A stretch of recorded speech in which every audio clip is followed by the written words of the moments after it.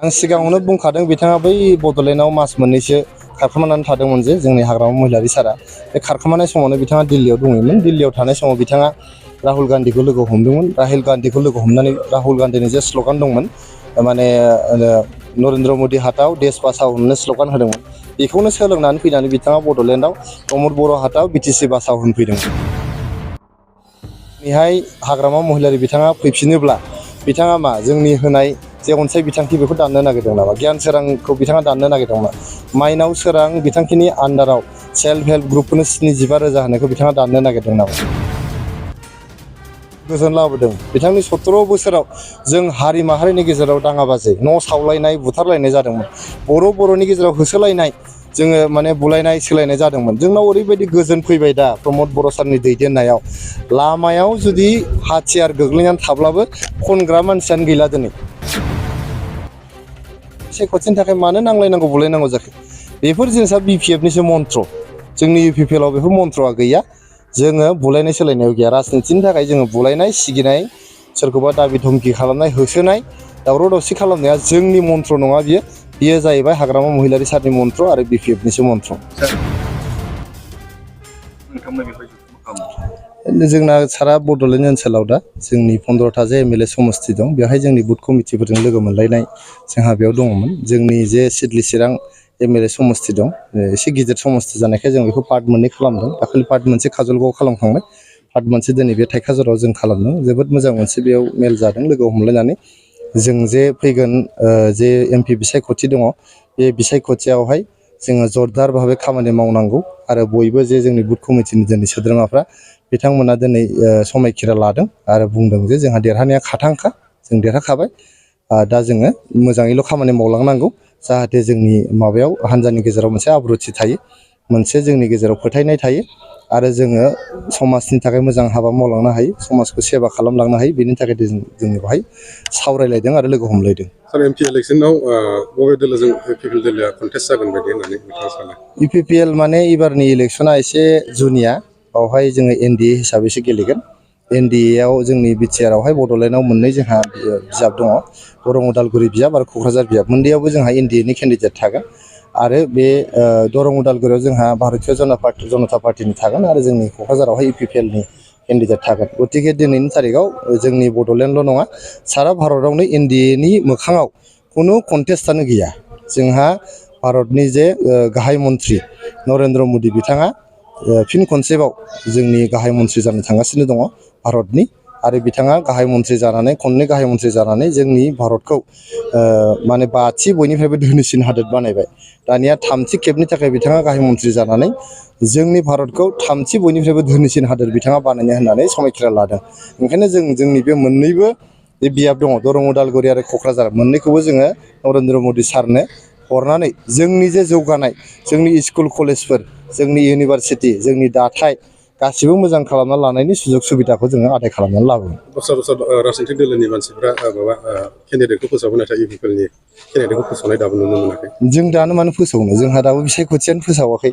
बिसायख'थि फोसावबानो जों लगे लगे फोसावगोन।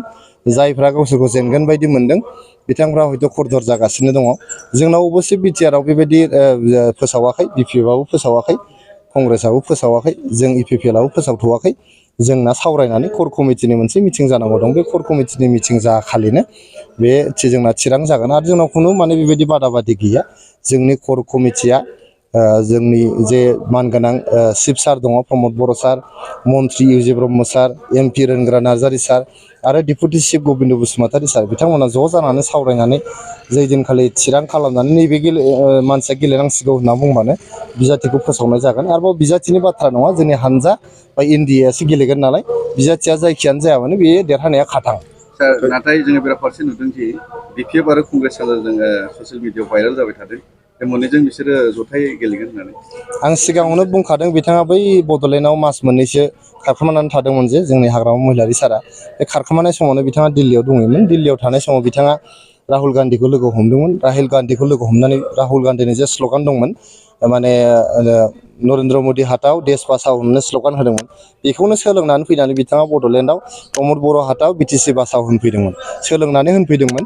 खिन्थु रायजो राजाया दिनै प्रमद बर' सारखौ हाथाव मानो होननो दिनैहाय हाग्रामा महिलारि बिथाङा फैफिनोब्ला बिथाङा मा जोंनि होनाय जे अनसाय बिथांखि बेखौ दाननो नागिरदों नामा गियान सोरांखौ बिथाङा दाननो नागिरदों नामा माइनाव सोरां बिथांखिनि आन्दाराव सेल्फ हेल्प ग्रुपफोरनो 75,000 होनायखौ बिथाङा दाननो नागिरदों नामा जों जे अरुणोदय होबाय अरुणोदयनि 1250 थाखाखौ बिथाङा दाननो नागिरदों नामा बिथाङा 17 बोसोर सरकाराव थानानै बिगासेबो हा रावनोबो होलांनो हायाखै जोङो दिनै 1,06,000 बोसोरथाम सरकार थानायाव बोसोरसेखौ जों मावनो हायाखै कर'ना दंमोन लकडाउन दंमोन जों बोसोरसे मावनो हायाखै बोसोरनैयावनो जोङो 1,06,000 न'खरफोरनो हानि फाट्टा होनो हादों दा बे हानि फाट्टाखौ बिथाङा दानफिननो नागिरदों नामा जोंनि गेजेराव जे जों गोजोन लाबोदों बिथांनि 17 बोसोराव जों हारि माहारिनि गेजेराव दाङाबाजि न' सावलायनाय बुथारलायनाय जादोंमोन बर'नि गेजेराव होसोलायनाय जोङो माने बुलायनाय सोलायनाय जादोंमोन जोंनाव ओरैबायदि गोजोन फैबाय दा प्रमद बर' सारनि दैदेननायाव लामायाव जुदि हाथियार गोग्लैनानै थाब्लाबो खनग्रा मानसियानो गैला दिनै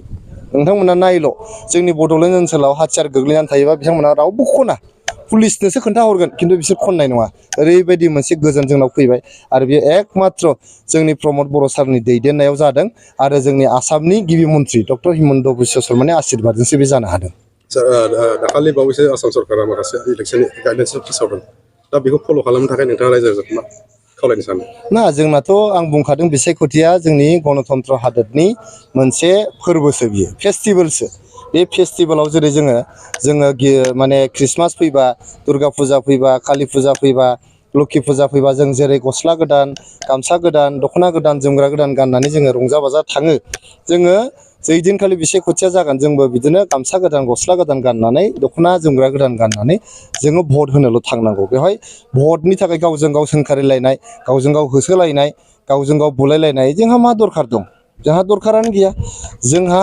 बिसायख'थिया फैगोन आरो थांगोन खिन्थु नोंजों आंजों जोङो मोनसे गामियावनो मोनसे समाजावनो ज' रायजो जालायनांगोन अनलायनानै गतिके जोंनि इउपिपिएल हान्जाया जोङो भायलेन्सआव बिसास खालामा बुलायनाय सोलायनाय दावराव दावसियाव बिसास खालामा ओंखायनो रायजो राजाफोरखौ खावलायहरदों नोंथांमोना बयबो जाहाथे गोजोनैनो थायो गोजोनैनो संसार जायो नोंथांमोनखौ बेंनाया नोंथांमोनखौ सेवा खालामनाया जोंनि दायित्व नाथाय इलेक्सन समावहाय माखासे आननेसेसारि ससियेल मिडियाफ्राव गावजों गाव बखिलायनाय ओमफ्राय माखासे नाङै नाङै भिडिअफोर फोसावो बेफोरनि बिसय माबायदि सांग्रां थाजानो फोसावनो नाङा बेफोरखौ आं खावलायदों गावजों गाव नांलायनांगौबो गैया फोसावलायनांगौबो गैया जों आरामसे रुजु रुमु गोजोनै जोङो रायजो जानांगौ बिसायख'थिया सानसेल' जायो अखानायैनो जोंहा ज' ज' रायजो जालायफिननांगौ जायो ओंखायनो बिसायख'थिनि थाखाय मानो नांलायनांगौ बुलायनांगौ जाखो बेफोर जिनिसा बिपिएफनिसो मन्त्र जोंनि इउपिपिएलआव बेफोर मन्त्रआ गैया जोङो बुलायनाय सोलायनायाव गैया राजनितिनि थाखाय जोङो बुलायनाय सिगिनाय सोरखौबा दाबि धमखि खालामनाय होसोनाय दावराव दावसि खालामनाया जोंनि मन्त्र नङा बियो जाहैबाय हाग्रामा महिलारि सारनि मन्त्र आरो बिपिएफनिसो मन्त्र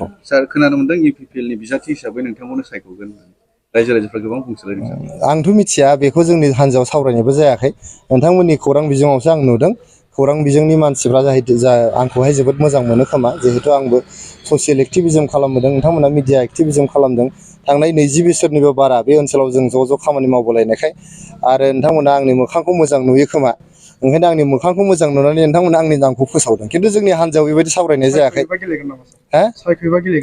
बे खुनु बिजाथिनि बाथ्रा नङा बिजाथि गेलेनाय नङा बावहाय माने हान्जायासो गेलेगोन जोंनि ट्रेक्टर जे सावगारि नोंथांमोना आंनि नामखौ फोसावदों खिन्थु जोंनि हान्जायाव बेबायदि सावरायनाय जायाखै बे खुनु बिजाथिनि बाथ्रा नङा बिजाथि गेलेनाय नङा बावहाय माने हान्जायासो गेलेगोन जोंनि ट्रेक्टर जे सावगारि बेयावसो भट होनांगोन रावनिबो मोखांनि सिनआव जों भट होनाङा जोंना ट्रेक्टरनि सिन दंखायो ट्रेक्टरनि सावगारि दंखायो ट्रेक्टरनि सावगारियाव माने ओरै थुबानो जाबाय नोंथांमोना थुनांगौल' गोदोनाथ' ओरैमोन दाना ओरै थुनांगौल' बे थुबानो जोंना जागोन आरोखि खुनु केन्डिडेटजों बाथ्रा गैया बेयाव जोंहा एनडिए दङ एनडिएआव जोंहा दैदेनगिरिया नरेन्द्र मदि सार जोंनि डक्टर हिमन्त बिश्व शर्मा सार आरो जोंनि बड'लेण्डआव जोंहा प्रमद बर' सार बिथांमोननि मोखांखौ नायदो आरो ट्रेक्टराव थुदो बेल'नो जोंना